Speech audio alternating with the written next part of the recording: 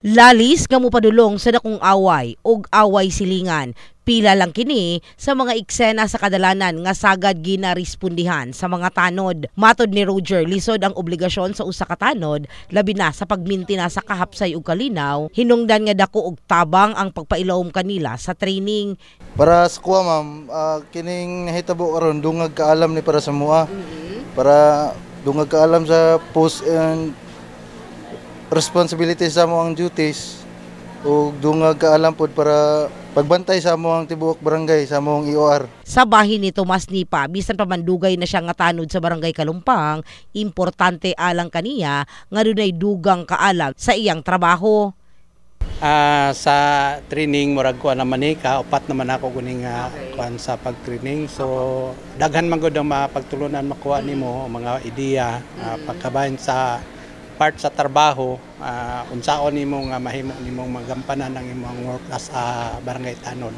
Giila usab ni Police Lieutenant Colonel Patrick Elma labaw sa City Community Affairs Development Unit sa Jensen City Police Office ang tabang sa mga tanod, easy force multipliers. Importante talaga yung role ng ating mga barangay tanods, no, in crime preventive measures. Kasi nga as you could see,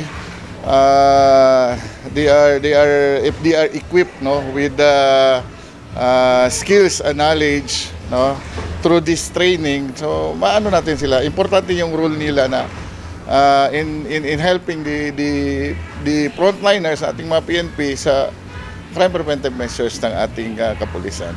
Ang pagpahigayon og enhancement training tumong sa pagpalambo sa kapasidad sa halos 400 katanod gikan sa 26 ka barangay sa Jensen, dili lang sa crime scene prevention, lakip na sa pagresponde sa kalamidad.